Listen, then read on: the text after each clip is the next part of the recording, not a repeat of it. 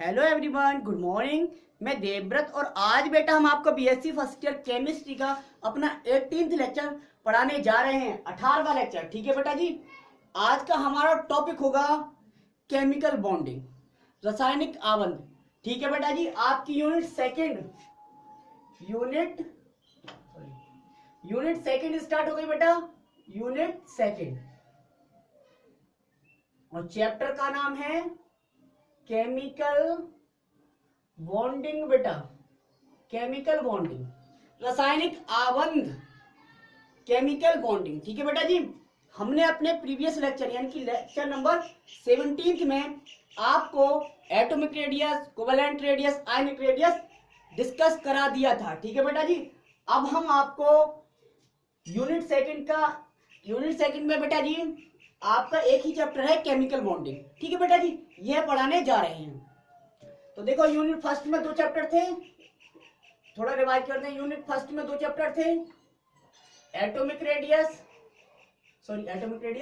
Atomic structure, परमाणु संरचना part का नाम था। एक था एटॉमिक स्ट्रक्चर, दूसरा था पीरियोडिक प्रॉपर्टीज।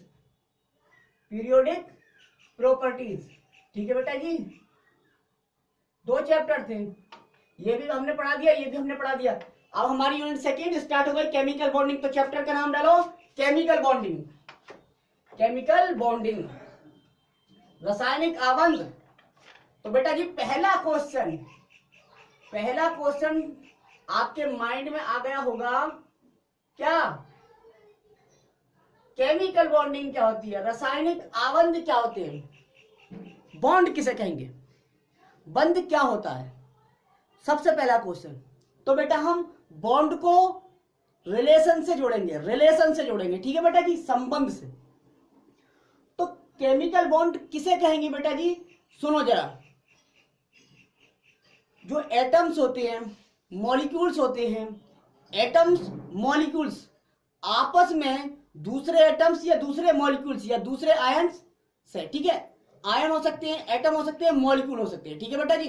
तो एक एटम दूसरे एटम से, एक आयन दूसरे आयन से, एक मॉलिक्यूल दूसरे मॉलिक्यूल से क्या करता है, अट्रैक्ट होता है, आकर्षण फील करता है। क्या होता है, आकर्षण फील करता है। तो उस आकर्षण को हम कहते हैं केमिकल बॉन्ड।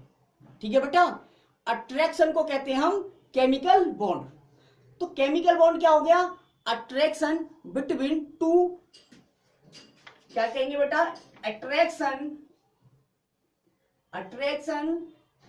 Between two. अब बेटा एटम से, आयन से, मॉलिक्यूल से, परमाणु, अणु या आयन हो सकते हैं। ठीक है बेटा जी। अब परमाणु, अणु या आयन है, इन्हें हमने एक वर्ड से डिफाइन किया है, एक शब्द लिख दिया है, एंटिटीज। इन्हें कहते हैं हम एंटिटीज। तो अट्रैक्शन बिटवीन टू एंटिटीज। अब ये मान लो कोई एटम था, ये दूसरा एटम था, ये एक आयन था, दूसरा आयन था। ठीक है, ये कोई ए मॉलिक्यूल था, ये कोई दूसरा बी मॉलिक्यूल था। तो एटम हो, आयन हो, मॉलिक्यूल हो, इन्हें हमने क्या कह दिया, एंटिटीज। समझ में आ गया, एंटिटीज। तो इनके बीच में तो आकर्षण हो रहा था, इस आकर्षण को ही तो हम बंद कह रहे थे। तो हम कह सकते हैं 2 एंटिटीज के मध्य जो आकर्षण होता है उसे हम कहते हैं बॉन्ड। उसे क्या कहते हैं हम, attraction between 2 entities is called a bond.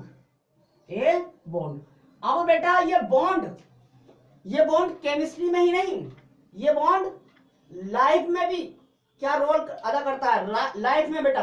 ठीक है, यह आकर्षण हमारी निजी जिंदगी में भी होता है, यह आकर्षण हमारी जिंदगी में भी होता है। 2 मेंबर्स के बीच हो सकता है, या 2 से अधिक मेंबर्स के बीच हो सकता है, 2 से अधिक सदस्यों के बीच भी क्या होता है, एक आकर्षण होता है। जैसे बेटा एक टीचर एक स्टूडेंट के बीच तो एक अट्रैक्शन होता है, तो उस आकर्षण को हम बॉन्ड कहेंगे। अब ये आकर्षण बेटा मजबूत और कमजोर 2 तरह का हो सकता है। इसी तरह से बॉन्ड भी क्या हो सकता है, 2 तरह का हो सकता है, एक तो मजबूत बॉन्ड और दूसरा कमजोर बॉन्ड। जो मजबूत बॉन्ड होते हैं उन्हें कहते हैं स्ट्रॉन्ग बॉन्ड, और जो कमजोर बॉन्ड होते हैं उन्हें कहते हैं वीक बॉन्ड। ठीक है बेटा, ऐसे ही रिश्ता कह सकते हैं बेटा। बॉन्ड क्या है, जैसे निजी जिंदगी में एक रिश्ता होता है, ऐसे ही केमिस्ट्री में एक बॉन्ड होता है। ठीक है बेटा, निजी जिंदगी में एक रिश्ता, ऐसी केमिस्ट्री में एक बॉन्ड। ठीक है, निजी जिंदगी में भी हमारे दो तरह के रिश्ते होते हैं, कमजोर रिश्ते होते हैं, कुछ मजबूत रिश्ते होते हैं। ऐसे ही हमारे केमिस्ट्री में बॉन्ड भी दो तरह के होते हैं, एक कमजोर बॉन्ड और दूसरे मजबूत बॉन्ड। ठीक है बेटा जी, तो दो, चाहे वो एटम हो या आयन हो सकते हैं या मॉलिक्यूल हो सकते हैं, उन एटम या आयन या मॉलिक्यूल्स को हमने एंटिटीज कह दिया है। तो बेटा जी दो कोई भी एंटिटीज हो, उनके बीच लगने वाला आकर्षण ही बंध कहलाता है।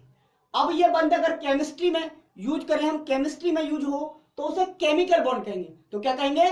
Chemical bond. तो केमिकल बॉन्ड क्या है? Attraction between two entities, attraction between two entities in chemistry is called a chemical bond. Chemistry में दो एंटिटीज के मध्य आकर्षण बल को कहते हैं हम केमिकल बॉन्ड। ठीक है बेटा, अब ये केमिकल बॉन्ड बता लीजिए। अब ये केमिकल बॉन्ड बेटा जी क्या प्रकार के हो गए? जैसे बेटा रिश्ते दो प्रकार के, इस तरह से केमिकल बॉन्ड भी दो प्रकार के। पहला स्ट्रॉन्ग बॉन्ड, मजबूत रिश्ता, स्ट्रॉन्ग बॉन्ड मजबूत बंध। ठीक है बेटा जी, मजबूत बंध। दूसरे होते हैं बेटा वीक बॉन्ड, वीक बॉन्ड कमजोर बंध। ठीक है बेटा, कमजोर बंध। अब देखो बेटा जी, आप ये समझिए, आप केमिकल बॉन्ड दो तरह के हो गए, मजबूत और कमजोर। जैसे रिश्ते दो प्रकार के, मजबूत और कमजोर।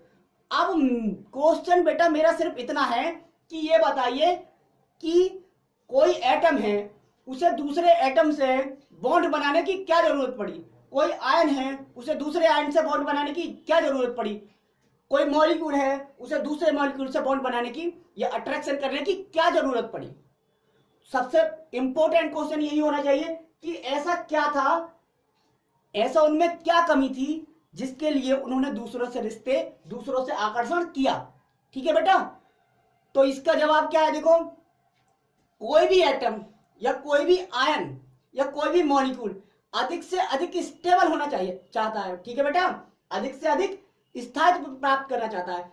अब स्थायित्व प्राप्त करने के लिए उसे दूसरे एटम या आयन से क्या करना पड़ता है? आकर्षण करना पड़ता है। ठीक है बेटा, जैसे आप सोच लीजिए, जिंदगी में हम कहें कि जिंदगी में रिश्तों की क्या जरूरत है।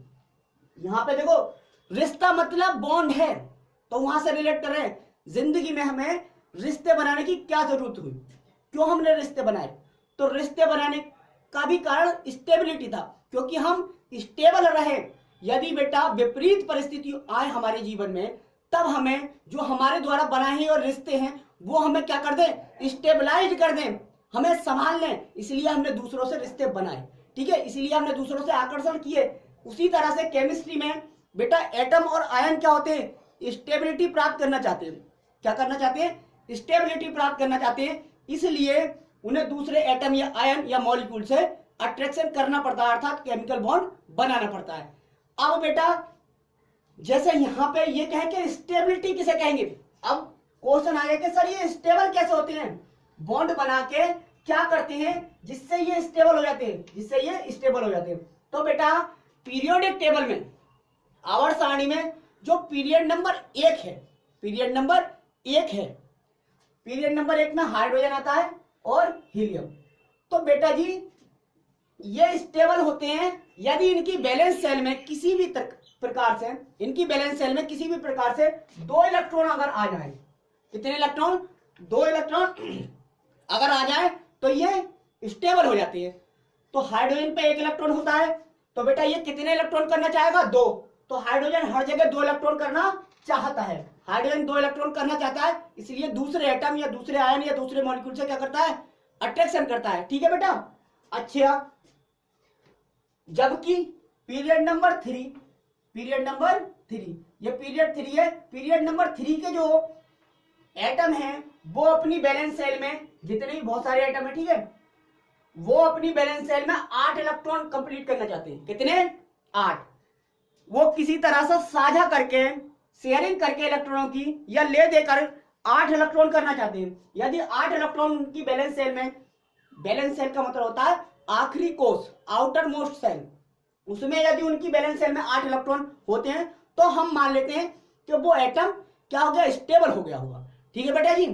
तो 8 इलेक्ट्रॉन करने के लिए उसे साझा करना पड़ता है, तरह तरह के अट्रैक्शन करने पड़ते हैं। ठीक है बेटा जी। अब पीरियड नंबर 3 से ऊपर जितने भी है 4, 5, 6, तो इनकी बैलेंस सेल में 8 या 8 से ज्यादा मतलब 18 इलेक्ट्रॉन तक हो सकते हैं। ठीक है बेटा जी, तब ये स्टेबल होंगे। तो पीरियड नंबर 2 के जो एक के जो एलिमेंट हैं वो डुप्लेट रूल फॉलो करते हैं। कौन सा? डुप्लेट, मतलब 2 इलेक्ट्रॉन। और पीरियड नंबर 3 वाले ऑक्टेट रूल पढ़ा होगा आपने, ऑक्टेट। ये अपना अष्टक पूरा करना चाहते हैं। ठीक है बेटा, तो यहाँ ऑक्टेट रूल फॉलो करते हैं और ये डुप्लेट रूल फॉलो करते हैं। ठीक है बेटा जी।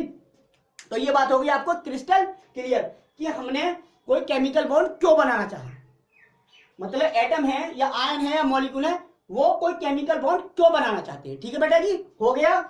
अब देखो बेटा, बात करते हैं जरा कि जो स्ट्रॉन्ग बॉन्ड है वो कौन कौन से होंगे, कौन कौन से ऐसे आकर्षण है, कौन कौन से ऐसे अट्रैक्शन है जिन्हें हम स्ट्रॉन्ग में पढ़ेंगे, और कौन कौन से वो अट्रैक्शन है जिन्हें हम वीक में पढ़ेंगे। ठीक है बेटा, तो देख लेते हैं। आप ये बताइए मुझे, निजी जिंदगी में जो मजबूत रिश्ते होते हैं कौन कौन से होते हैं? मम्मी पापा, भाई बहन, ठीक है, ये मजबूत रिश्ते कहलाते हैं। ठीक है बेटा। और कुछ कमजोर रिश्ते होते हैं जैसे कॉलेज के दोस्त हो गए। ठीक है बेटा। तो उसी तरह से यहाँ भी मजबूत बॉन्ड कई प्रकार के हो सकते हैं। जैसे स्ट्रॉन्ग रिश्ते जिंदगी में कई प्रकार के हो सकते हैं, ऐसे ही मजबूत बॉन्ड कई प्रकार के हो सकते हैं। एक एक करके लिखते हैं, 1, 2, 3, 4 और ये 5। ठीक है, और भी हो सकते हैं। पहला है सबसे स्ट्रॉन्ग बॉन्ड, कोवैलेंट बॉन्ड बेटा, कोवैलेंट बॉन्ड। कोवैलेंट बॉन्ड सबसे मजबूत बॉन्ड कोवैलेंट बॉन्ड है। ठीक है, सहसंयोजी बंध, सहसंयोजी बंध सबसे मजबूत नहीं मैं कह सकते हैं कि मजबूत बॉन्ड में पहला एग्जांपल कोवैलेंट बॉन्ड का आता है। सहसंयोजी बंध हिंदी में बेटा जी सहसंयोजी बंध। दूसरा बंध आता है बेटा जी आयनिक बॉन्ड। क्या? आयनिक। दूसरा आता है आयनिक बॉन्ड, आयनिक बॉन्ड, या इसका नाम होता है बेटा electrovalent bond. Electrovalent bond, electrovalent bond को हिंदी में कहेंगे वैद्युत संयोजी बंध, वैद्युत संयोजी बंध। आयनिक बंध को आयनिक बंध तो लिख देते हैं हिंदी में आयनिक बंध, आयनिक बंध, या बेटा इसका नाम है वैद्युत संयोजी बंध। 2 हो गए मजबूत बॉन्ड, वैद्युत संयोजी बंध, आपको याद हो रहा होगा, हाथों हाथ। ठीक है बेटा। तीसरे बॉन्ड क्या होते हैं? तीसरा बॉन्ड होता है कोऑर्डिनेट बॉन्ड। तीसरा बॉन्ड होता है बेटा जी coordinate bond, coordinate bond. Coordinate bond मतलब हिंदी है इसका उप सह संयोजी बंध, उप सह संयोजी बंध, उप सह संयोजी बंध, उप सह संयोजी बंध। चौथा बेटा जी होता है आपका bridge bond, BRIDGE, bridge, bridge bond. Bridge bond को कहते हैं, ब्रिज मीन्स होता है पुल, पुल को कहते हैं हिंदी में, शुद्ध हिंदी में सेतु। ठीक है, तो ब्रिज का मतलब हो गया, ब्रिज बॉन्ड का मतलब सेतु बंध, सेतु बंध। पांचवा होता है बेटा आपका लास्ट बट नॉट लीस्ट, पांचवा क्या होता है? पांचवा होता है मेटेलिक बॉन्ड। मेटेलिक बॉन्ड भी स्ट्रॉन्ग बॉन्ड में आता है, मेटेलिक बॉन्ड यानी कि धात्विक बॉन्ड, हिंदी है इसकी धात्विक बॉन्ड। क्या है बेटा जी? धात्विक, धात्विक बंध। हो गया। तो बेटा जी ये माने जाते हैं ये जो 5 बॉन्ड हैं, 5 जो अट्रैक्शन है वो स्ट्रॉन्ग अट्रैक्शन कहलाते हैं। ये 5 जो केमिकल बॉन्ड हैं वो स्ट्रॉन्ग केमिकल बॉन्ड कहलाते हैं। कोवैलेंट बॉन्ड, आयनिक बॉन्ड या इलेक्ट्रोवैलेंट बॉन्ड, तीसरा कोऑर्डिनेट बॉन्ड, चौथा ब्रिज बॉन्ड और 5वां मेटेलिक बॉन्ड। ठीक है बेटा। अब वीक बॉन्ड कौन कौन से होंगे? तो वीक बॉन्ड भी हम यहीं पे लिख देते हैं। वीक बॉन्ड कौन से होंगे बेटा? तो वीक बॉन्ड 2 बॉन्डों को रखा गया है वीक बॉन्ड में। नंबर 1 हाइड्रोजन बॉन्ड, नंबर दूसरे हैं वैन बंध। ठीक है, पहला है बेटा जी hydrogen bond, hydrogen bond, hydrogen को हाइड्रोजन कहते हैं, बॉन्ड का मतलब बंध, हाइड्रोजन बंध। दूसरा van van der Waals, van der Waals bond या वांडरवाल फोर्सेस, अट्रैक्शन फोर्सेस ही तो कह रहे हैं। ये केमिकल बॉन्ड क्या है? अट्रैक्शन। तो अट्रैक्शन है, अट्रैक्शन क्या होता है? एक तरह का फोर्स होता है। अट्रैक्शन क्या होता है? एक फोर्स होता है। तो यहाँ पे इसकी जगह, बॉन्ड की जगह इसे फोर्स लिखते हैं। क्यों लिखते हैं ये भी बताएंगे, क्योंकि इसे केमिकल बॉन्ड नहीं माना जाता है, ये एक आकर्षण बल होता है, ना कि एक बॉन्ड। ठीक है बेटा, तो इसलिए यहाँ पे हमने वांडरवाल फोर्सेस लिखा है, ना कि वांडरवाल क्या बॉन्ड। वांडरवाल फोर्सेस कह सकते हैं या इंटरैक्शन कह सकते हैं। ठीक है बेटा, हो गया। तो ये जो दो होते हैं बेटा जी, ये होते हैं वीक बॉन्ड में लिखते हैं इन्हें वीक इंटरैक्शंस, या हम यहां कह सकते हैं स्ट्रॉन्ग इंटरैक्शंस, स्ट्रॉन्ग इंटरैक्शंस।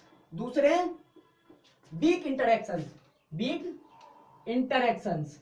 ठीक है, इंटरैक्शंस, तो बॉन्ड की जगह इंटरैक्शंस भी बोल सकते हैं। ठीक है, तो दो तरह के इंटरैक्शन होते हैं एटम आयन या मॉलिक्यूल के मध्य, स्ट्रॉन्ग और दूसरे वीक। स्ट्रॉन्ग में 5 होते हैं, वीक में 2 होते हैं। ठीक है बेटा जी, अब जिन कंपाउंड में, जिन यौगिकों में बेटा कोवलेंट बॉन्ड होता है, उन यौगिकों को हम कोवलेंट कंपाउंड कहेंगे। जिन कंपाउंड में आयनिक बॉन्ड या इलेक्ट्रोवैलेंट बॉन्ड होता है, उन कंपाउंड को हम आयनिक कंपाउंड कहेंगे। और जिन कंपाउंड में कोऑर्डिनेट बॉन्ड होगा, उन्हें हम कोऑर्डिनेट कंपाउंड कहेंगे। और जिनमें ब्रिज बॉन्ड होगा, तो ब्रिज बॉन्ड बेटा ऐसा नहीं है कि ब्रिज बॉन्ड को ब्रिज कंपाउंड कह देंगे। ब्रिज बॉन्ड एक स्पेशल टाइप ऑफ बॉन्ड होता है जो, जिसमें कोवलेंट बॉन्ड भी हो सकते हैं, और कोवलेंट बॉन्ड भी हो सकते हैं, लेकिन ब्रिज का मतलब है दो एटम के बीच, मतलब एक ऐसा एटम जो दो एटमों से जुड़ रहा हो एक साथ, और एक साथ जुड़ रहा होगा, और उन दोनों एटम्स के बीच ब्रिज का काम कर रहा होगा। एक एटम ये जुड़ रहा है, मान लो ये एटम है, जैसे ये होता था B2H6 डाइबोरोन। ये देखें, बी ये है, दूसरा भी ये है, ये H, ये H, ये H, ये H, ये H, ये H, ये H। ठीक है, तो देखो बेटा जी, ये हाइड्रोजन जो है, ये चारों हाइड्रोजन, ये क्या ब्रिज का काम कर रहे हैं? नहीं, लेकिन ये जो हाइड्रोजन है, ये दोनों बोरोन एटम के बीच ब्रिज का काम कर रहे हैं। तो यहाँ पे ब्रिज बॉन्ड है, और ये सब कोवलेंट बॉन्ड है। ठीक है, तो मतलब ये है, तो ब्रिज बॉन्ड वाले कंपाउंड को ब्रिज कंपाउंड नहीं कह सकते। ठीक है, अच्छा, मेटेलिक बॉन्ड जिनमें पाया जाता है वो उन्हें मेटल्स कहते हैं। जनरली मेटल्स में मेटेलिक बॉन्ड पाया जाता है। ठीक है, लोहा, ये मेटल है, तो लोहा ऐसा तो नहीं है, लोहा एक, आपने एक इतना लोहा लिया तो उसमें एक ही मॉलिक्यूल होगा, बहुत सारे मॉलिक्यूल होंगे। ठीक है बेटा, तो वो मॉलिक्यूल आपस में मेटेलिक बॉन्ड, आपस में एक बॉन्ड से जुड़े हुए होंगे, उस बॉन्ड को हम मेटेलिक बॉन्ड कहेंगे, क्योंकि मेटल्स के बीच जो बॉन्ड बनता है उसे मेटेलिक बॉन्ड कहते हैं। ठीक है, तो ये उतार लीजिए। आज हम बेटा अपना पहला इंटरेक्शन कोवलेंट बॉन्ड या सहसंयोजी बंध स्टार्ट करेंगे। अब आप ये नहीं लिखे स्ट्रॉन्ग बॉन्ड कौन से होंगे भाई, strong bond, strong attraction between two entities is called strong bond, और वीक इंटरेक्शंस या weak attraction between two entities is called weak bond. ठीक है बेटा जी, तो इसकी डेफिनेशन लिखने की कोई जरूरत नहीं थी, इसलिए नहीं लिखा, बाकी आप लिख सकते हैं, मैंने बोल दिया। ठीक है, तो पहली हेडिंग डालें आप कोवलेंट बॉन्ड, उतार लीजिए और डालो कोवलेंट बॉन्ड। चलो देखो बेटा जी, पढ़ते हैं कोवलेंट बॉन्ड को। ठीक है बेटा, अच्छी तरह से पढ़ेंगे, ये चैप्टर बहुत बढ़िया करके तैयार करना, बहुत इसका वेटेज रहता है एग्जाम में, बहुत ज्यादा बेटा जी आता है ये। इसमें ही हाइब्रिडाइजेशन है आपका, संकरण, जिसमें क्या आता है hybridisation, first paper second paper दोनों में आता है। ठीक है बेटा, तो इसमें बहुत बढ़िया बढ़िया टॉपिक है, हाइड्रोजन बॉन्ड भी इनऑर्गेनिक और ऑर्गेनिक दोनों में आता है। ठीक है, तो ये यूनिट बहुत इंपॉर्टेंट है, पेपर सेकंड में भी केमिकल बॉन्ड करके एक चैप्टर है। ठीक है, तो यहां पे इसे बेहतर तरीके से पढ़ लेते हैं। ठीक है, लिखिए, हेडिंग डालो बेटा, कोवलेंट बॉन्ड कि बेटा कोवलेंट बॉन्ड क्या होता है। सवाल है सहसंयोजी बंध क्या होता है, सहसंयोजी बंध क्या होता है। ठीक है बेटा, सहसंयोजी बंध क्या होता है, अब देखते हैं कोवलेंट बॉन्ड किसे कहेंगे।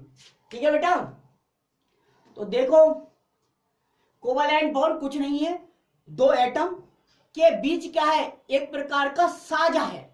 क्या है, साझा है। दो एटम्स के बीच इलेक्ट्रॉनों का साझा है। क्या है, sharing of electrons between two entities या टू एटम्स बोल सकते हैं, यहां पे एटम्स बोल सकते हैं।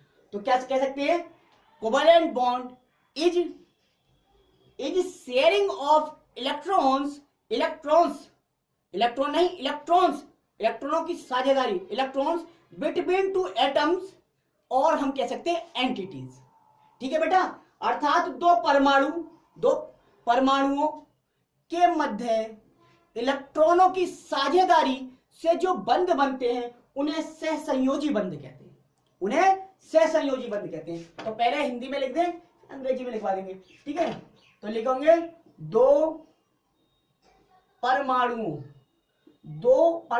दो एटम्स, दो परमाणुओं के मध्य इलेक्ट्रॉन्स यानी कि इलेक्ट्रॉनों की, हिंदी में इलेक्ट्रॉनों की साझेदारी को कहते हैं बेटा जी शेयरिंग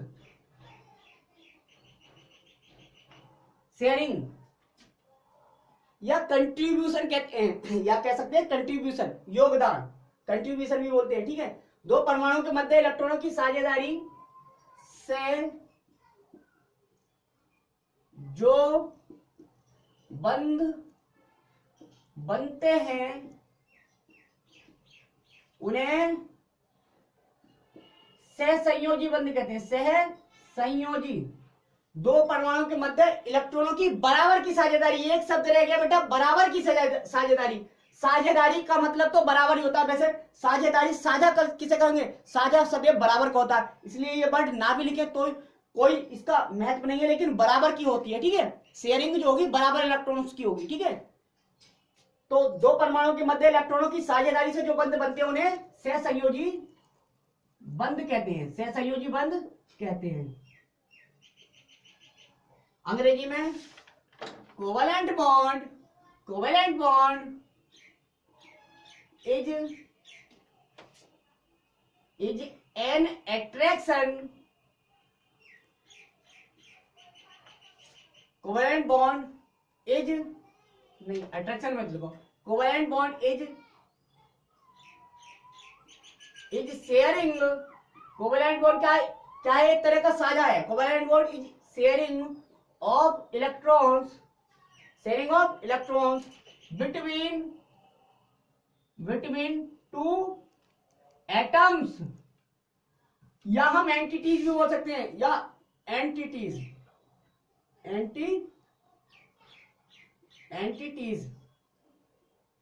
ठीक है। Covalent bond is sharing of electrons between two atoms और एंटिटीज, दो परमाणुओं या दो एंटिटीज के मध्य इलेक्ट्रॉनों की साझेदारी को ही कोवेलेंट बॉन्ड कहते हैं। ठीक है बेटा जी, कोवेलेंट बॉन्ड कहते हैं। अब देखते हैं इसके एग्जांपल, या और तरह से भी लिख सकते हैं बेटा जी इसकी डेफिनेशन। ठीक है, अब देखो जरा, ये कोई दो एटम है, ये दो कोई एटम है बेटा जी, ए एटम माने गए और ये बी।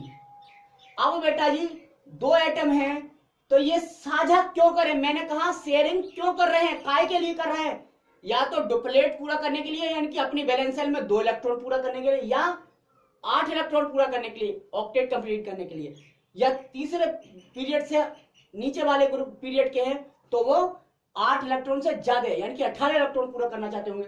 अब देखिए यहां पे बेटा जी, ये इसका पास 1 इलेक्ट्रॉन था, इसके पास 1 इलेक्ट्रॉन है। ठीक है, बाकी 1-1 इलेक्ट्रॉन की कमी दिखा रहे हैं हम, कहें इनके ऊपर 1-1 इलेक्ट्रॉन की कमी थी। मान लो ये है, कितने इलेक्ट्रॉन है बैलेंस सेल में इसकी, 7, 2, 4, 6 और 1 7, और ये सेकंड पीरियड का है तो कितने करना चाहेगा बेटा जी, 8। कितने करना चाहेगा, 8।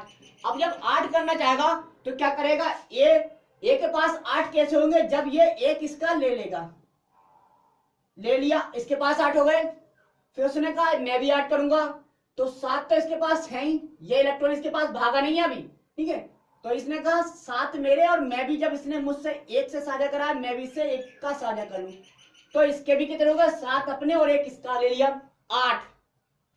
तो इनका दोनों का ऑक्टेट कंप्लीट हो गया। अगर ये साझा नहीं करते तो स्टेबल नहीं कहलाते, लेकिन अब ये साझा करके स्टेबल हो गए। तो यहाँ पे बेटा जी कितने कितने इलेक्ट्रॉनों का साझा हुआ है? एक एक का। जब एक एक इलेक्ट्रॉन का साझा हो दो परमाणुओं के मध्य, तो उसे कहते हैं सिंगल बॉन्ड। क्या कहते हैं? Single covalent bond. तो उसे एक सिंगल लाइन से रिप्रेजेंट करते हैं। ठीक है, ए और बी के मध्य कितने कितने इलेक्ट्रॉनों का साझेदारी हो रही है, ये क्या बता रहा है? एक डंडा बता रहा है कि एक एक इलेक्ट्रॉन की साझेदारी हुई है। अब ये शेयरिंग का इलेक्ट्रॉन पेयर दोनों मॉलिक्यूल के दोनों एटम्स के बीच में रहता होगा। ठीक है, वो इसमें भी काउंट होगा और इस वाले में भी काउंट होगा। ठीक है, तो एक बॉन्ड जो बनता है वो मिनिमम 2 इलेक्ट्रॉनों से बनता है। ठीक है, और जब एक एक इलेक्ट्रॉनों की साझेदारी हो तो उसे सिंगल कोवैलेंट बॉन्ड कहेंगे। तो ये क्या है? Single bond. क्या है? Single bond. अब इसका जो एग्जांपल होता है वो बता दें। जैसे Cl2 लिया हमने, Cl2 मॉलिक्यूल है, तो Cl2 मॉलिक्यूल में Cl और Cl दो एटम है बेटा। तो देखो जरा, Cl जो है उसका एटॉमिक नंबर 17 होता है, तो 2 8 7। बैलेंस सेल ये है, इसकी आखिरी कोष को कहते हैं बैलेंस सेल। तो बैलेंस सेल में कितने इलेक्ट्रॉन है बेटा? 7 इलेक्ट्रॉन है। कितना करना चाहेगा? 8 इलेक्ट्रॉन, क्योंकि पीरियड नंबर 3 का है। अब जब इसकी बैलेंस सेल में 7 इलेक्ट्रॉन है, तो बताइए आप कितने इलेक्ट्रॉन ये लेना चाहेगा? 1। अब दूसरा जो क्लोरीन है उसका भी तो यही होगा, है तो वो भी क्लोरीन। 2 8 और 7। तो जब 7 इलेक्ट्रॉन है तो बैलेंस सेल वाले इलेक्ट्रॉन दिखा दिए। लो, 7 इलेक्ट्रॉन थे 7 इलेक्ट्रॉन थे। या 7वां इलेक्ट्रॉन कुछ अलग तरीके से दिखा देते हैं। मान लो 7वां इलेक्ट्रॉन हमने ऐसे दिखा दिया, इसका भी 7वां इलेक्ट्रॉन ऐसे। अब बेटा ये 8 करना चाहेगा तो इसका 1 इलेक्ट्रॉन ले लेगा, ले लिया। ये भी 8 करना चाहेगा तो इसका। तो यहाँ साझा हुआ। क्या हुआ? यहाँ शेयरिंग हुई। जब बराबर बराबर बढ़ते हैं तो वो तो साझा कहलाता है बेटा। तो यहाँ साझा हुआ है, तो इस साझे को क्या कहेंगे हम? Covalent bond. अब कितने कितने इलेक्ट्रॉन का साझा हुआ? एक एक का, तो इसे सिंगल कोवैलेंट बॉन्ड कहेंगे, यानी कि एकल बंध कहेंगे। एकल बंध सिग्मा बॉन्ड होता है। ठीक है, वो आगे पढ़ाएंगे। तो Cl सिंगल बॉन्ड Cl हो गया। ये बाकी लोन पेयर दिखाओ, इन्हें लोन पेयर कहेंगे। जो बॉन्ड फॉर्मेशन में भाग लेते हैं उन्हें बॉन्ड पेयर इलेक्ट्रॉन कहते हैं, और जो बॉन्ड फॉर्मेशन में भाग नहीं लेते उन्हें लोन पेयर इलेक्ट्रॉन कहते हैं। ठीक है बेटा, तो ये इसका एग्जांपल हो गया। अब केस दूसरा भी तो हो सकता है। क्या? कि सर क्या एक एक इलेक्ट्रॉन का ही साझा होगा? साझा केवल एक एक इलेक्ट्रॉन का ही होगा? नहीं बेटा, साझा दो दो इलेक्ट्रॉन का भी हो सकता है। देखें जरा। ठीक है बेटा, इसे सिंगल बॉन्ड एकल बंध कहलाया बेटा। सिंगल बॉन्ड को लिख लेना एकल बॉन्ड। अब देखो जरा, हम इन ए बी एटम को, अब क्या ये एटम ए है और ये एटम बी है। अब बेटा इनकी बैलेंस सेल में 6 इलेक्ट्रॉन है। कितने? तो कितने पूरा करने के लिए कितने इलेक्ट्रॉन और चाहिए? 2। तो ये क्या करेंगे? 2 इलेक्ट्रॉन 2 इलेक्ट्रॉन ये आपस में साझा कर लेते हैं। ये 2 इसके ले लेगा और ये 2 इसके ले लेगा। अब तुम सोचोगे भाई 2 इलेक्ट्रॉन लिए मतलब, और बाकी हमने लो ये दिखा दिए। 6 इलेक्ट्रॉन है दोनों के पास, 6 इलेक्ट्रॉन है। कितने इलेक्ट्रॉन है बेटा? 6। ठीक है, तो 6 इलेक्ट्रॉन थे ए के पास भी और बी के पास भी। तो कम थे 2 इलेक्ट्रॉन, तो इसलिए ए ने बी से ले लिए और बी ने ए से ले लिए। तो यहाँ पे जो साझा हुआ है के इलेक्ट्रॉन का हुआ है? 2 जब 2 का साझा हुआ तो 2 लाइन से रिप्रेजेंट कर दिया। ठीक है, ए और बी। इसे कहेंगे डबल बॉन्ड। इन्हें क्या कहेंगे? Double bond. डबल बॉन्ड भी तो बन गए द्विबंध। डबल बॉन्ड जो होता है उसमें पहला वाला सिग्मा बॉन्ड होता है, सिग्मा बॉन्ड। दूसरा वाला पाई बॉन्ड होता है। पहले वाले बॉन्ड का नाम सिग्मा बॉन्ड, दूसरे वाले का पाई बॉन्ड। लेकिन इलेक्ट्रॉन हर बॉन्ड में 2 ही भाग लेते हैं। इस एक लाइन का मतलब है 2 इलेक्ट्रॉन है इसमें, एक इसका होगा एक इसका। ये दूसरी लाइन में भी 2 इलेक्ट्रॉन है, एक इसका होगा एक इसका। तो साझा कितने कितने इलेक्ट्रॉन का हो गया? 2 इसके और 2 इसके। ठीक है, इसका जो वास्तव में एग्जाम्पल होता है वो लेकर देख ले। जैसे ऑक्सीजन है, O2 है बेटा। क्या है? O2। तो O2 जो है बेटा, O2 में ये देखते हैं कि ऑक्सीजन कैसे जुड़ा होगा। एक ऑक्सीजन होगा, दूसरा ऑक्सीजन होगा। अब एक ऑक्सीजन का एटॉमिक नंबर 8 होता है, तो 2 6। बैलेंस सेल आखिरी सेल को कहेंगे, तो बैलेंस सेल में कितने इलेक्ट्रॉन है? 6। दूसरी ऑक्सीजन होगा उसमें भी तो यही कैसे होगा? 2 और 6। तो बैलेंस सेल में 6, तो 6 इलेक्ट्रॉन दिखा दिए मैंने यहाँ पे। 6 इलेक्ट्रॉन दिखा दिए बेटा। अब देखो जरा, ये ऑक्सीजन क्या करना चाहेगा 8 कर लिया इनने, ये ऑक्सीजन भी क्या करना चाहेगा 8 कर लिया इनने, तो साझा हुआ दो दो इलेक्ट्रॉन का, इसलिए डबल बॉन्ड ओ ओ हो गया। तो इसे क्या कहेंगे डबल बॉन्ड कहेंगे।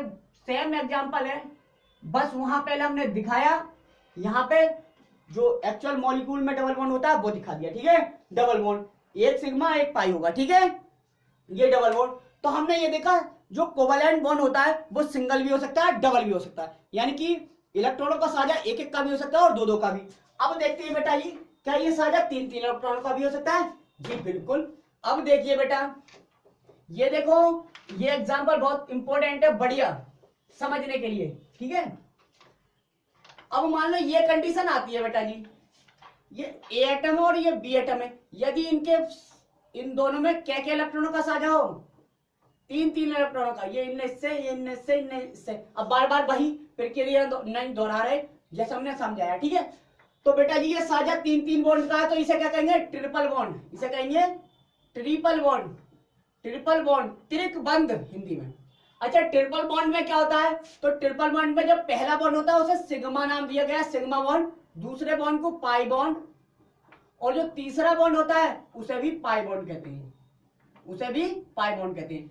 तो बेटा जी ट्रिपल बॉन्ड में एक सिग्मा दो पाई होते हैं, डबल बॉन्ड में एक सिग्मा एक पाई होता है, सिंगल बॉन्ड में एक सिग्मा ही बॉन्ड होता है, ठीक है, हो गया। इसका जो रियल एग्जांपल है वो ले लेते हैं, एग्जांपल लेते हैं N2 का। किसका बेटा? N2 मॉलिक्यूल है नाइट्रोजन गैस या डाई नाइट्रोजन, डाई नाइट्रोजन। तो देखते हैं इसमें दो नाइट्रोजन एटम है, एक N ये और एक N ये। इसका कंडीशन देखते हैं, N की वैलेंस सेल में कितने इलेक्ट्रॉन है, तो सबसे पहले परमाणु क्रमांक याद होना चाहिए, 7 होता है परमाणु क्रमांक नाइट्रोजन का, तो 2 5, तो बैलेंस सेल में 5 इलेक्ट्रॉन, तो 5 इलेक्ट्रॉन दिखाएं जरा, 1 2 3 4 5, इसमें भी 1 2 3 4 5, क्योंकि दोनों नाइट्रोजन है तो दोनों नाइट्रोजन में सेम कैसे होगा। अब देखिए बेटा 5 इलेक्ट्रॉन है, करना चाहेंगे 8 इलेक्ट्रॉन, तो कितने की कमी पड़ी है? 3 की। तो ये वाला नाइट्रोजन क्या सोचता है कि भैया 3 मुझे अपने आप दे दीजिए, तो मैं स्टेबल हो गया, ये स्टेबल हो गया। अब इनने कहा मैं फिर क्या करूं कि भैया तुमने 3 लिए हैं, अब 3 आप मुझे भी दे दीजिए, तो इनका भी 8 हो गए, तो ऑक्टेट दोनों का कंप्लीट। यहां शेयरिंग जो हुई है साझा क्या क्या इलेक्ट्रॉन का हुआ है? 3 3 का, इसलिए ट्रिपल बॉन्ड आएगा दोनों इनके मध्य, 3 लाइन, ठीक है। ये होता है सिग्मा, ये होता है पाई, दूसरा भी होता है पाई, इसे पूरे को कहते हैं ट्रिपल बॉन्ड। क्या कहेंगे? Triple bond. ये क्या बना है यहाँ पे इनके मध्य? ट्रिपल बॉन्ड बनता है एन एन के मध्य, ठीक है, हो गया। अब बेटा एक क्वेश्चन और, एक क्वेश्चन, क्या ये शेयरिंग, क्या ये साझा 4 4 इलेक्ट्रॉनों का भी हो सकता है? नहीं बेटा। तो ये जो सहसंयोजी बॉन्ड है, यानी कि जो साझा करेंगे एटम, रियल लाइफ में जो है, निजी जिंदगी में हम साझा 1 रुपए से लेकर कितनी ही बड़ी अमाउंट तक, कितनी ही बड़ी धनराशि तक का साझा कर सकते हैं, लेकिन एटम जो है उनकी एक कंडीशन है, वो साझा जो करेंगे केवल 3 3 इलेक्ट्रॉनों का ही करेंगे, कभी भी 4 इलेक्ट्रॉनों का नहीं। यानी कि कोवैलेंट बॉन्ड जो बनेंगे दो एटम्स के बीच, वो क्या बन सकते हैं? 3 ही कोवैलेंट बॉन्ड बन सकते हैं, एक सिग्मा होगा 2 पाई बन सकते हैं। ऐसा नहीं कि एक 4 बॉन्ड और बन जाए, यानी कि 4 बॉन्ड नहीं बन सकते, ठीक है, 4 बॉन्ड नहीं बन सकते कभी भी, यानी कि 4 4 इलेक्ट्रॉनों का साझा कभी नहीं हो सकता। तो कोवैलेंट बॉन्ड ये हो गया आपका फिनिश। अब देखते हैं बेटा जी, ये कोवैलेंट बॉन्ड फिनिश हो गया, लेकिन कोवैलेंट बॉन्ड क्यों बन रहा है, कैसे बन रहा है, क्या हम सीखें? नहीं। तो बेटा जी कोवैलेंट बॉन्ड जो है ये है आपका कोवैलेंट बॉन्ड। क्या है? Covalent bond. अब ये कोवैलेंट बॉन्ड क्यों बन रहा है, कैसे बन रहा है, ठीक है, कैसे इसकी फॉर्मेशन हुई, मतलब क्यों बन रहा है और कैसे बन रहा है, ठीक है, क्यों बन रहा है और कैसे बन रहा है, और कहां कहां कोवैलेंट बॉन्ड बन सकता है, ये सारी जानकारी हम सीखेंगे। तो इन सारी जानकारियों को बेटा जी समझाने के लिए 3 थ्योरी आई। कितने थ्योरी? 3 थ्योरी आई, ठीक है। 3 थ्योरी हम पढ़ेंगे। सबसे पहली है आपकी लुईस, पहली है Lewis dot theory, Lewis dot theory, यह है पहली लुईस डॉट थ्योरी, पहली है लुईस डॉट थ्योरी। दूसरी थ्योरी आई बेटा जी कोवैलेंट बॉन्ड समझाने के लिए, कोवैलेंट बॉन्ड समझाने के लिए थ्योरी आई कि कोवैलेंट बॉन्ड आखिर क्यों बन रहा है, कैसे बन रहा है। वैसे हमने आपको बता भी दिया, ठीक है, कैसे बन रहा है, लेकिन थ्योरियां दी गई, उन थ्योरी को भी हम पढ़ेंगे। बेटा जी बीएससी रिटेन एग्जाम है, इसमें बेटा जी हमें लिखना होता है, लिखना भी होता है, इसलिए हम ये थ्योरी अगर हम केवल समझा दें, अगर लिखेंगे नहीं आप तो कोई उसका महत्व नहीं है, क्योंकि वहां पर रिटेन वर्क जाता है, आप साक्षात्कार तो नहीं जा सकते वहां एग्जामिनर के पास कि हमें ये आता था, ठीक है। तो इसलिए लिखवाना बहुत इंपॉर्टेंट है और लिखना भी बहुत इंपॉर्टेंट है।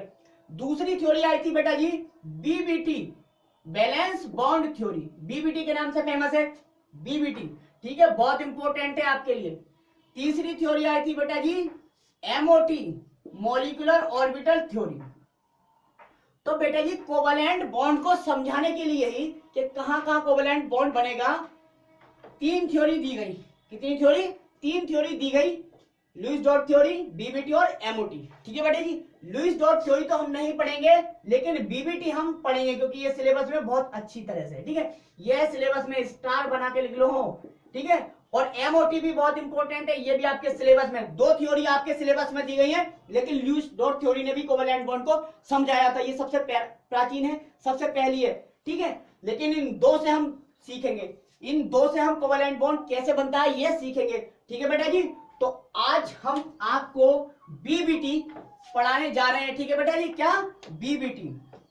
अब देखिए बेटा बीबीटी, हेडिंग डालिए valence bond theory, valence bond theory, valence bond theory, valence bond theory. Hindi है बेटा जी बैलेंस कहते हैं, वैलेंसी मतलब बैलेंसी बॉन्ड थ्योरी, संयोजकता, संयोजकता बंध सिद्धांत, संयोजकता बंध सिद्धांत, ठीक है, इसका हिंदी में यह संयोजी बंध सिद्धांत, बैलेंस बॉन्ड थ्योरी भी कहते हैं, बैलेंस बॉन्ड थ्योरी। कुछ बैलेंस लिखते हैं, कुछ बैलेंस लिखते हैं, इसलिए दोनों नाम लिख दिए, बैलेंस बॉन्ड थ्योरी भी कहते हैं। लेकिन शॉर्ट में बेटा जी वी, बैलेंस से वी उठाया, बॉन्ड से बी उठाया और थ्योरी से टी उठाया, बीबीटी कह देते हैं, ठीक है बेटा जी, ये पढ़ेंगे। तो बेटा जी हमारा लेक्चर बहुत लॉन्ग हो रहा है, इसलिए इस टॉपिक को हम अपने नेक्स्ट लेक्चर, नेक्स्ट वीडियो में डिस्कस करेंगे। तो आज के लिए इतना ही, धन्यवाद।